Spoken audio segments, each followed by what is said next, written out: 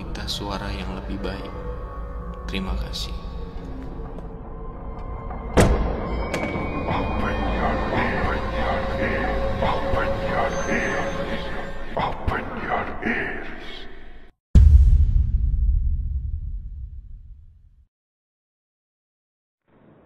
Halo, apa kabar semuanya?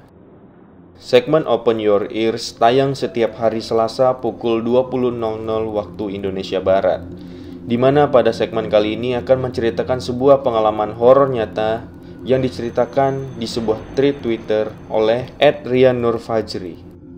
Di mana pada cerita kali ini adalah kisah nyata yang dialami oleh adiknya ketika melaksanakan KKN di sebuah daerah. Sebelum masuk ke ceritanya, mari sama-sama dukung perkembangan channel ini dengan klik tombol subscribe dan nyalakan lonceng notifikasinya supaya kalian tidak ketinggalan cerita-cerita selanjutnya.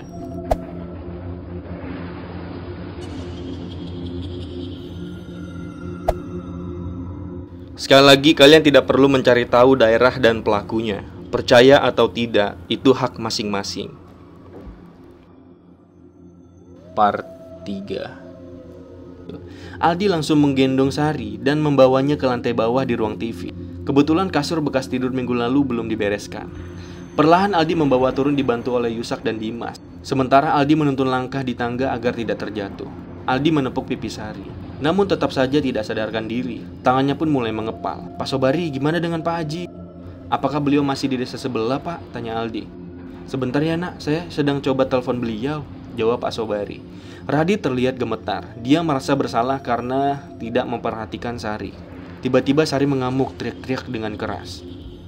"Pergi kalian semua, aku mau anak ini," ucap makhluk di dalam tubuh Sari.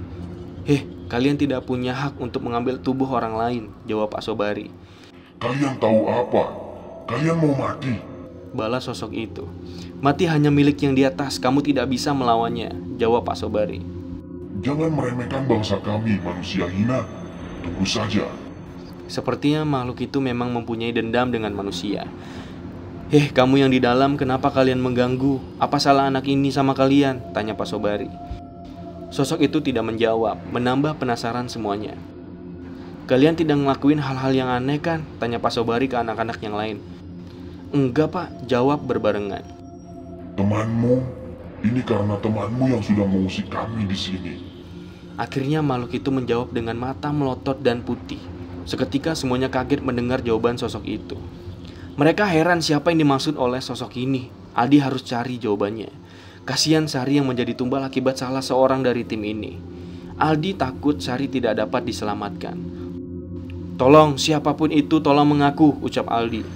Dimas, Cipto, dan Radit hanya bisa diam. Mereka tidak bisa menjawab pertanyaan Aldi. "Gak ada yang mau ngaku?" Aldi kembali bertanya. "Ambil barang itu atau anak ini sebagai penggantinya," ucap sosok itu memotong pembicaraan Aldi. Clue tambahan namun bukan berarti jadi mudah, tetapi menjadi sulit. Karena Aldi pun tidak paham apa yang dimaksud sosok itu dengan barang tersebut. Belum selesai dengan urusan Sari, HP Aldi tiba-tiba berbunyi. "Halo, kenapa Pit?" Pipit menelpon. Mendengar dari suaranya seperti terjadi sesuatu di sana. "Bang, tolong kita, Lela kesurupan." "Hah? Serius Pit?" jawab Aldi yang kaget. "Iya bang, cepetan kesini bang," balas Pipit yang panik. "Pak, di rumah sana teman saya satu lagi kesurupan," ucap Aldi ke Pak Sobari. "Hah? Astaga, kok bisa jadi begini?" Pak Sobari tampak tak percaya. Akhirnya Aldi bagi jadi dua. Pak Sobari, Dimas, dan Yusak menunggu di sini, sementara Aldi dan Radit menyusul ke rumah Pak Haji. Ini adalah puncaknya serangan dari mereka. Entah apa sebenarnya yang jadi pemicunya. Yang jelas Aldi harus mencari jawabannya untuk menerima semua kejadian ini. Sesampainya di rumah Pak Haji, Aldi dan Radit masuk ke dalam dan disambut oleh Riana. "Bang, Lela bang," ucap Riana yang sudah menangis. "Iya nah, di mana Lela sekarang?" tanya Aldi.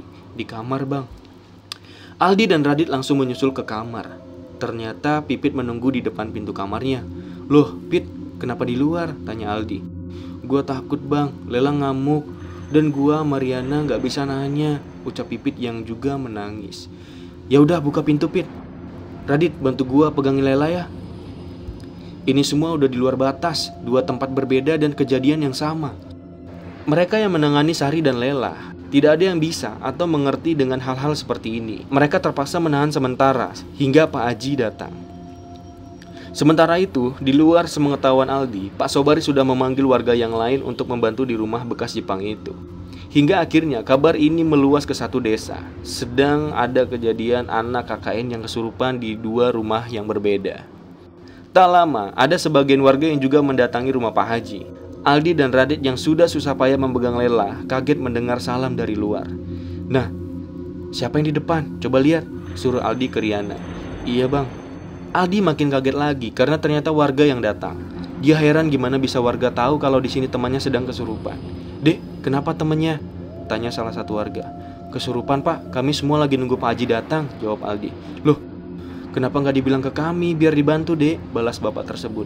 "Bukannya saya nggak mau bilang pak, hanya saja kami di sini sadar posisi pak. Sebagai pendatang, tidak ingin merepotkan warga sekitar pak. Terlebih niat kami kesini baik, ingin membantu, namun malah seperti ini jadinya. Ya sudah, nasi sudah menjadi bubur. Mari saya bantu pegang. Memang di sini yang bisa hanya Pak Haji. Sebenarnya ada lagi, cuma jarak rumahnya cukup jauh dek," ucap bapak tersebut. "Di mana pak rumahnya?" "Sekitar 2 kiloan dek. Namun orang tersebut sulit untuk ditemui." Isu yang beredar, orang tersebut dikenal sebagai dukun. Namun saat kejadian seperti ini warga lebih memilih lari ke Pak Haji dibandingkan orang tersebut. Mungkin karena dekat juga. Waktu sudah menunjukkan pukul 10. Di luar sudah ramai warga yang berkumpul. Entah mengapa hal seperti ini menjadi sebuah tontonan untuk mereka. Sampai anak kecil pun memaksa untuk masuk. Ketua RT dan RW sempat berjaga-jaga di luar untuk menahan warga yang lain yang ingin masuk untuk melihat. Ternyata Pak Haji sudah datang dan langsung mendatangi ke rumah di mana Sari berada. Butuh waktu lama juga di sana Pak Haji menetralisir sosok yang berada di tubuh Sari. Aldi baru mengetahuinya setelah Dimas menelpon mengabari Pak Haji sudah di sana. Ini malam yang sangat panjang untuk Pak Haji, Pak Sobari, dan anak-anak KKN. Kenapa? Karena sampai pukul 4 subuh, Sari belum juga sadar. Usut punya usut, ternyata apabila satu berhasil dikeluarkan oleh Pak Haji, masuk sosok yang lain.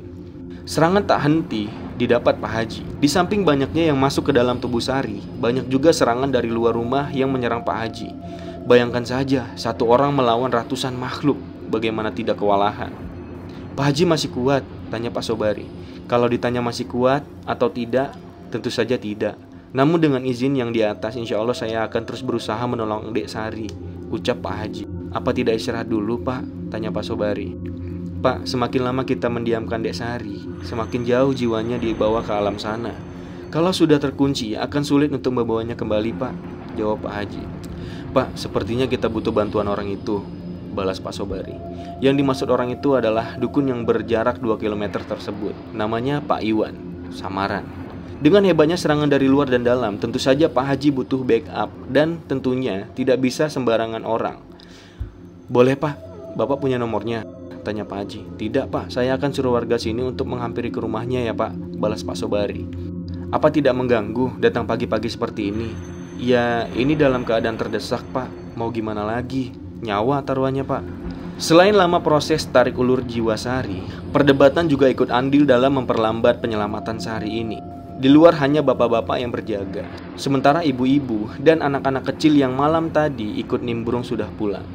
Malam itu di desa tersebut seperti hidup 24 jam. Ada sebagian warga yang berkeliling untuk berjaga-jaga, dikarenakan sebagian bapak-bapak berada di rumah bekas Jepang dan rumah Pak Haji. Ada beberapa ibu-ibu yang mengantarkan kopi juga. Akhirnya, 2 orang anak muda yang di rumah bekas Jepang tersebut diamanatkan oleh Pak Haji untuk memanggil Pak Iwan. Berdoa, semoga saja Pak Iwan mau membantu dan berada di rumahnya. Dia jadi harapan juga untuk melawan makhluk-makhluk tersebut. Sembari menunggu Pak Iwan datang, Pak Haji tetap berusaha melawan makhluk-makhluk yang menyerangnya.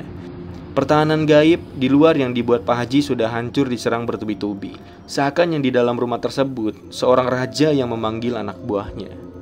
"Ini rajanya," ucap Pak Haji. "Hah? Maksudnya Pak?" tanya Pak Sobari dan Dimas.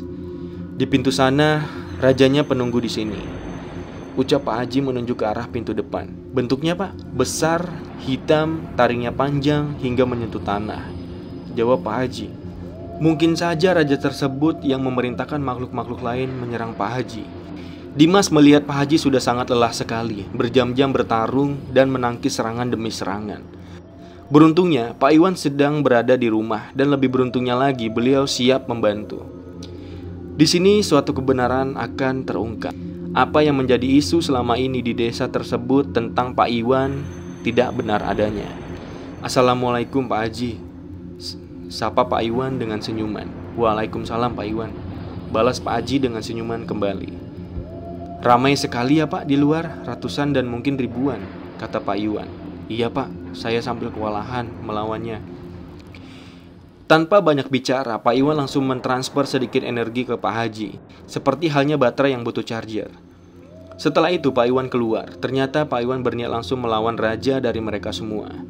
Bapak-bapak yang tadinya berada di luar semuanya diminta masuk oleh Pak Iwan. Dia takut bapak-bapak tersebut terkena efek serangan raja setan tersebut. Pertarungan Pak Iwan tak terlihat. Pintu depan ditutup rapat dan dilarang untuk mengintip dari jendela. Bapak-bapak di sana hanya mengangguk saja setelah diberitahu oleh Pak Iwan. Mungkin karena takut akibat isu-isu yang berkembang di desa itu tentang Pak Iwan yang dikenal sebagai seorang dukun. Ternyata semua itu salah. Isu itu salah besar. Hanya setengah jam, Pak Iwan melawan raja tersebut lalu masuk kembali dan mempersilahkan bapak-bapak untuk duduk di luar lagi. Kamar temannya di mana? Di atas ya, Dek? Tanya Pak Iwan ke Dimas. Iya, Pak. Kenapa emangnya, Pak? Tanya Dimas. Sumber dari masalah ini ada di situ, jawab Pak Iwan. Maksudnya, Pak? Tanya Dimas yang penasaran. Belum menjawab pertanyaan Dimas, Pak Iwan langsung berlari ke atas seperti mengejar sesuatu. Dimas yang kaget ngelihat Pak Iwan lari berusaha mengejar ke atas. Namun sesampainya di depan kamar Sari, Pak Iwan menutup pintu kamarnya dan menguncinya. Akhirnya Dimas kembali turun ke bawah menemani Pak Haji. Tak lama, Pak Iwan turun menghampiri Pak Haji. Ternyata Pak Haji sedang berusaha membawa kembali jiwa Sari yang sudah mau terkunci di alam sana. Beliau duduk sejenak menunggu Pak Haji di sebelah Dimas.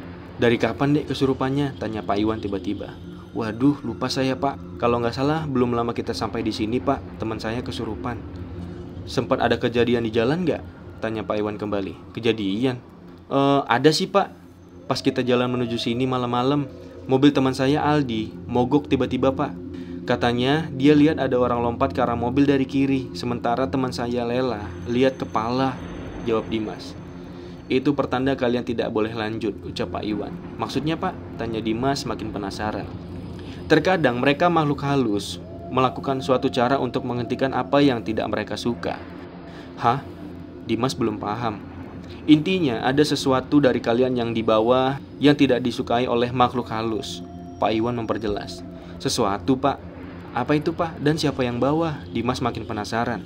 Kamu tidak perlu tahu apa itu dan siapa yang bawa. Kalian di sini datang sebagai teman, melindungi sebagai teman juga, maka kalian pulang, tidak boleh sebagai musuh, balas Pak Iwan. Iya Pak Iwan, jawab Dimas yang kesal karena tidak diberitahu oleh Pak Iwan. Tak lama Pak Haji keluar dari kamar dan menemui Pak Iwan. Syukurlah Sari berhasil kembali dan dia sudah sadarkan diri, namun tidak bisa diajak bicara. Bagaimana dengan yang di rumah Pak Haji? Ternyata setelah Pak Iwan berhasil mengalahkan rajanya, tiba-tiba Lela yang sedari malam mengamuk langsung diam seketika. Seperti makhluk itu keluar begitu saja tanpa ada yang tahu dan tanpa dibantu juga. Bahkan setelah Lela sadar, Aldi mencoba menelpon Dimas, namun tidak ada yang mengangkat karena HP-nya yang dia taruh di atas meja dan di silent hingga tidak terdengar. Pak Iwan dan Pak Haji mengobrol di luar kamar, seperti berdiskusi. Dimas masuk ke kamar di mana Sari berada. Dia meminta bantuan warga lain untuk membawa Sari ke ruang TV dengan tujuan agar dapat angin segar. Sementara Pak Haji dan Pak Iwan masih sibuk berdiskusi di depan. Tak terasa waktu sudah pagi. Ayam sudah saling bersautan. Satu persatu warga yang semalam penasaran ingin melihat datang kembali. Mereka ingin tahu bagaimana kelanjutan dari semua ini. Tak lama Aldi datang sendiri, ingin tahu keadaan Sari. Dim, gimana Sari? Sudah sadar dia? Tanya Aldi. Sudah bang, tadi sempat melek sebentar terus tidur lagi, balas Dimas. Ya udah, biarin aja, kasihan dia. Ini semua belumlah selesai. Mereka pun mengira demikian. Pak Iwan dan Pak Haji berpamitan. Tidak lupa, Aldi mewakili teman-temannya mengucapkan terima kasih yang sebesar-besarnya kepada beliau berdua. Tanpa mereka mungkin Sari tidak akan bisa selamat. Dim, lu sama Yusak tidur sekarang ya. Gua bakal bilang ke Pak Sobari untuk hari ini tidak ada kegiatan dulu. Takutnya kalian semua nanti malah kecapean. Oh, oke bang. Ini juga udah ngantuk banget gua. Aldi kembali ke rumah Pak Haji berjaga-jaga di sana. Badan Aldi sebenarnya sudah sangat lelah. Namun dia paksakan karena beratnya tanggung jawab yang dia pikul. Menghadapi dua kejadian di tempat berbeda bukanlah hal yang mudah. Karena butuh energi yang ekstra untuk menyelesaikannya. Pak Iwan sebelum pulang sempat berpesan kepada Aldi, "Dek, nanti kalau kalian sudah selesai dari sini dan ingin pulang, kabarin saya ya. Ada yang ingin saya dan Pak Haji bicarakan dengan kalian semua. Tentang penyebab dibalik semua ini." Pesan Pak Iwan. "Baik Pak Iwan." 10 hari lagi kegiatan KKN mereka akan usai. Namun sehari setelah kesurupan berhasil diselesaikan, malah muncul masalah baru. Bukan untuk anak-anak KKN, namun teror kepada desa tersebut. Sebuah bencana untuk desa. Kenapa? Karena di malam sehari setelah kesurupan, beberapa warga yang melakukan ronda malam diganggu oleh makhluk-makhluk yang sebelumnya tidak pernah muncul. Apakah ada hubungannya dengan yang kemarin? Masih tanda tanya. Beberapa warga bercerita ketika melakukan ronda, salah satu warga melihat sosok pocong keluar dari rumah salah satu warga. Memanjang, bukan terbang. Entah salah lihat atau gimana, karena kita semua keburu lari, ujar warga ke Aldi. Adapun yang sedang duduk di pos ronda ditertawai oleh kuntilanak yang terang-terangan terbang di atas mereka. Mereka itu melihat semua lari ketakutan. Banyak warga yang berpendapat bahwa ini semua kejadian akibat kesurupan kemarin. Aldi seperti tidak percaya. Apa mungkin karena kejadian kemarin jadi penyebab teror di desa ini? Hal ini seperti sebuah balas dendam dari makhluk halus kepada desa tersebut. Mereka seperti tidak terima sang raja dikalahkan oleh Pak Iwan. Aldi mencoba membuktikannya. Dia duduk di bali di halaman depan rumah Pak Haji, sendiri dengan segelas kopi sembari mendengarkan musik. Niatnya dia ingin di situ sampai pagi. Entah apa yang dipikirkan oleh Aldi, mungkin karena penasaran. Jam sudah menunjukkan pukul 1 pagi. Aldi belum merasakan dan menemukan sesuatu yang janggal. Sudah tidak ada lagi ronda malam dikarenakan tidak ada yang berani keluar. Ada rasa bersalah dalam diri Aldi karena merasa akibat dia dan teman-temannya satu desa mendapatkan teror. 1:30 pagi, Aldi mulai merasakan hawa panas di leher belakangnya. Namun dia cuek karena belum berpikir aneh-aneh. Saat sudah asik mendengarkan lagu, entah kenapa seperti ada yang aneh. Lagu yang biasa dia dengarkan tentu saja sudah hafal lirik dan nadanya. Namun Aldi mendengar ada suara lirih. Aldi terdiam sejenak, mencoba meyakinkan suara itu berasal dari mana. Makin dia fokus, suara itu makin jelas terdengar. Suara kuntilanak yang menyelinap ke dalam sebuah headset yang dipakai Aldi. Namun langsung saja Aldi melepas karena takut mendengarnya. Aldi meneguk kopinya dan menyalakan sebatang rokok. Maksud hati untuk mengalihkan rasa takutnya. Ini seperti menguji nyali atau seperti menantang seakan Aldi ingin melihat langsung keberadaan mereka. 1/2 jam tak ada gangguan. Aldi sudah mulai mengantuk. Rasa ingin tidur mulai menghampiri matanya. Aldi merebahkan sebentar badannya di atas balai tersebut. Pemandangannya sekarang pohon mangga yang gelap tanpa penerangan. Tiba-tiba Aldi terfokus pada satu titik. Samar terlihat seperti sebuah mata. Aldi mengusap matanya untuk memastikan. Bisa saja karena mengantuk, jadi penglihatannya bermasalah. Semakin fokus, semakin jelas Aldi melihat. Benar saja, sebuah mata yang sedang memperhatikan Aldi di situ. Ini seperti mata manusia, namun di sekitarnya hitam dan gelap. Aldi bangun dan sedikit mendekat untuk lebih jelas lagi. Tiba-tiba berubah menjadi merah menyala. Aldi yang kaget melihat itu langsung lompat dan terjatuh ke bawah tanah. Setelah itu ada suara tawa yang khas. Suara itu seperti laki-laki namun berat. Seperti senang melihat Aldi yang terjatuh. Aldi lari ke dalam rumah. Teman-temannya semua sudah pada tidur di ruang tengah. Tidak ingin membangunkan temannya, Aldi masuk ke dalam kamar dan langsung menutupi seluruh badannya dengan selimut. Tak lagi dia menantang hal-hal seperti itu. Sudah cukup. Kepala Aldi berada di bawah jendela kamar yang mengarah ke kebun belakang. Aldi yang sudah tertidur tiba-tiba saja terbangun tanpa sebab. Saat membuka mata, dia tidak melihat apapun. Namun pada saat melihat ke atas, pocong dengan setengah badan sedang memperhatikan Aldi. Dengan jelas Aldi melihat wajah pocong itu yang penuh dengan belatung, bernanah dan hancur. Matanya yang merah menambah nyali Aldi semakin ciut. Ingin rasanya dia teriak, namun lidah terasa terkunci seketika. Itu mukanya cuma tengkorak doang, dan ada sedikit daging di beberapa bagian yang ada nanah dan belatungnya. Matanya merah, kelihatan juga rongga giginya sampai ke samping. Gua di situ cuma bisa diam Gak bisa teriak sama sekali, ujar Aldi. Tidak sampai 1 menit Aldi saling bertatap dengan pocong tersebut. Pocong itu pun menghilang kembali menembus jendela ke arah luar.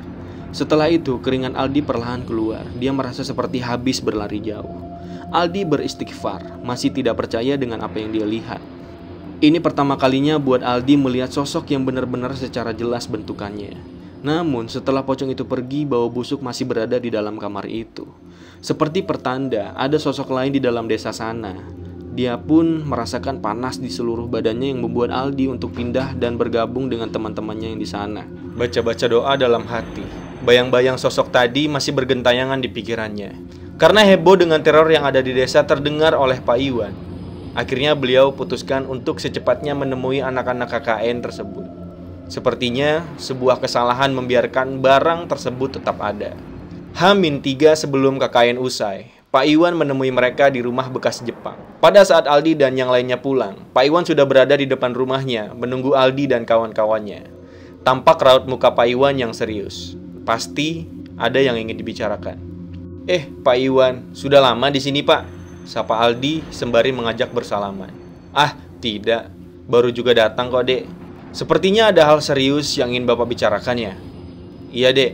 Karena ini sudah menyangkut satu desa, jadi lebih cepat lebih baik," jawab Pak Iwan. "Mau sama saya saja atau dengannya semuanya, Pak?" tanya Aldi. "Semuanya ya, karena ini bersangkutan dengan kalian semua," pinta Pak Iwan. Sementara Pak Iwan menunggu teman-teman cewek yang bersih-bersih, Aldi menyiapkan beberapa makan kecil dan minuman. Tak lama, semuanya sudah kumpul di ruang tengah. Pak Iwan membuka pembicaraan. "Saya akan buka penyebab dari semua ini ya. Tolong, setelah mendengar ini, jangan ada yang saling tuduh, curiga, apalagi musuhan. Mengerti ya?" pinta Pak Iwan. "Iya, Pak," jawab anak-anak serentak. "Janji?" "Saya akan pegang janji kalian," pinta kembali Pak Iwan. "Janji, Pak." "Baik. Sebelumnya saya tidak akan memberitahu siapa yang mempunyai barang ini. Hanya memperingatkan dan menjelaskan saja," kata Pak Iwan. Sontak anak-anak yang belum tahu kaget mendengarnya. Pernyataan Pak Iwan membuat mereka bertanya-tanya tentang barang tersebut. Mereka pun ingin tahu apa yang dimaksud oleh Pak Iwan. Intinya adalah karena barang inilah selama ini kalian diganggu oleh makhluk halus. Pak Iwan menjelaskan dan menunjukkan barangnya. Bentuk barang itu seperti pusaka, namun mempunyai energi yang sangat besar. Ini besar, oleh sebab itu penghuni di sini merasa terganggu dengan kehadiran barang ini. Karena mereka tidak bisa menyerang barang ini, maka kalianlah yang menjadi tumbalnya. Mendengar hal itu, membuat anak-anak mengeluarkan komentarnya masing-masing. Ada yang bertanya, namun tidak dijawab oleh Pak Iwan. Ini juga membuat desa mendapat teror. Selama pusaka ini masih di sini, semua makhluk yang ada di sini akan terus meneror. Mereka merasa terganggu, ujar beliau. "Lalu, kenapa Sari yang jadi tumbalnya, Pak? Jangan-jangan Sari yang punya pusaka itu?" Tiba-tiba Yusak memotong pembicaraan. "Kamu, saya sudah bilang tidak boleh saling tuduh." Pak Iwan marah kepada Yusak. Sontak semua menyoraki Yusak yang malu. "Kenapa Sari yang diserang? Karena di antara kalian yang mempunyai fisik yang cukup lemah, hanya Sari. Semakin lemah fisik seseorang, maka semakin mudah untuk mereka masuk ke dalam tubuh kita," ujar Pak Iwan. "Oh, begitu," jawab anak-anak berbarengan. "Oh iya, Pak, katanya mau sama Pak Haji bicaranya," ujar Aldi. "Saya sudah ke rumahnya dan Pak Haji sedang ada kegiatan di kabupaten sebelah. Lalu saya telepon beliau hanya menitip salam saja," jawab Pak Iwan. "Buat yang punya pusaka ini, jangan khawatir, akan saya kembalikan. Saya jamin ketika sampai di rumah, pusaka ini sudah ada di lemari Anda," ujar Pak Iwan. "Tapi Pak, kenapa tidak sekarang aja? Kasihan desa ini, Pak, mendapat teror terus," potong Dimas. Betul juga. Baiklah, akan saya kembalikan setelah sampai di rumah ya," jawab Pak Iwan. "Pak, saya mau tanya dong," potong Yusak. "Oh iya, mau nanya apa?" "Emang benar ya kalau Bapak dukun?" tanya Yusak. Seketika semua mata tertuju ke arah Yusak. Mereka semua ingin marah mendengar pertanyaan yang diajukan oleh dia. "Yus, lu emang brengsek ya? Gak sopan tahu nanya-nanya begitu," ucap Aldi kepada Yusak. Pak Iwan hanya tertawa kecil mendengarnya. Dia menjelaskan bahwa dia bukanlah seorang dukun. Dia hanya orang biasa yang kebetulan mendapat kelebihan dari yang di atas. Lalu, kenapa beliau bisa diusulkan sebagai dukun? "Dulu, ada warga di sini yang sakit minta bantuan untuk disembuhkan. Saya bantu karena merasa kasihan melihatnya. Namun, tak lama setelah itu meninggal dunia. Lalu, keluarga korban menuduh saya sebagai dukun dan menuduh sayalah penyebab korban itu meninggal. Jawab Pak Iwan. Jadi, sudah jelas ya bahwa beliau ini tidak seperti isu yang beredar. Ini semua sebabnya karena tuduhan yang tidak mendasar dari salah satu warga di situ. Dan akibat tuduhan tersebut, Pak Iwan dikucilkan lalu diusir dari desa ini. Sangat disayangkan masyarakat di desa tersebut mudah terbawa isu yang tidak sepenuhnya benar. Bapak tidak dendam? Tanya Aldi. Dendam hanya menambah masalah deh Aldi, jawab Pak Iwan diiringi senyum. Pada saat itu, Pak Haji dan Pak Sobari sebagai sesepuh desa sudah berusaha menolong Pak Iwan. Namun karena besarnya marah warga, membuat Pak Haji dan Pak Sobari mengalah. Akhirnya, malam-malam saya pindah, ujar Pak Iwan. Setelah perbincangan yang cukup panjang, akhirnya Pak Iwan pamit untuk pulang. Lega rasanya sudah menuntaskan apa yang mengganjal di hati Pak Iwan. Bukan dia saja, tetapi Aldi dan kawan-kawannya pun sekarang sudah cukup tenang mendengar penjelasan dari Pak Iwan. Setelah semua kejadian tersebut, ada dua sosok yang selalu mengikuti Sari sampai ke rumahnya setelah KKN selesai. Dia mengaku selalu melihat bayangan wanita berjalan di depannya. Bukan hanya sekali, dua kali, namun sering terjadi. Hari ini adalah hari terakhir mereka berada di desa tersebut. Berat rasanya meninggalkan desa itu karena sudah banyak momen yang mereka dapatkan. Pada saat berpamitan pun banyak warga yang ikut menangis. Mereka seperti tidak ingin ditinggalkan. Aldi dan kawan-kawannya berterima kasih banyak kepada warga desa Z yang telah menerima mereka dengan baik dan terbuka. Tidak lupa, terima kasih juga kepada Pak Haji, Pak Sobari sebagai sesepuh di desa tersebut. Sebelum pergi, mereka semua berfoto-foto dengan warga. Tak lupa Dimas, adik gua, memfoto rumah bekas Jepang tersebut, serta kuburan yang ada di sana. Niat hati sebagai saksi bisu kalau mereka pernah merasakan hal-hal yang di luar nalar. Namun, ini aneh tapi nyata. Foto yang berhubungan dengan rumah bekas Jepang dan kuburannya menjadi korup alias tidak bisa dibuka.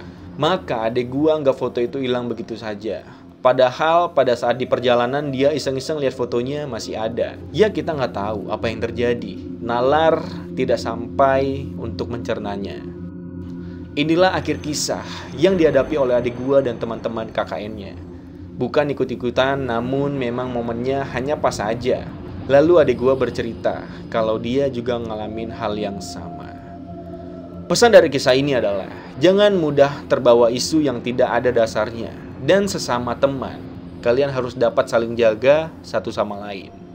Ingat, di dunia ini bukan hanya kita saja, namun ada kehidupan yang lain yang sama. Kita tidak bisa melihat mereka, namun mereka dapat melihat kita. Selalu permisi dan sopan dimanapun kapanpun kita berada. Kita tidak akan pernah tahu apa yang akan terjadi. Semoga kita semua di bawah lindungannya. Sekali lagi tidak perlu mencari tahu tempatnya, pelakunya, dan kebenarannya.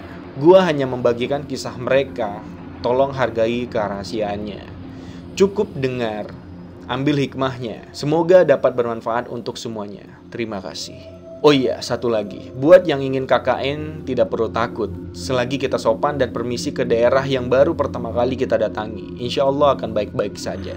Jangan lupa perkuat sholat dan selalu berdoa dimanapun berada.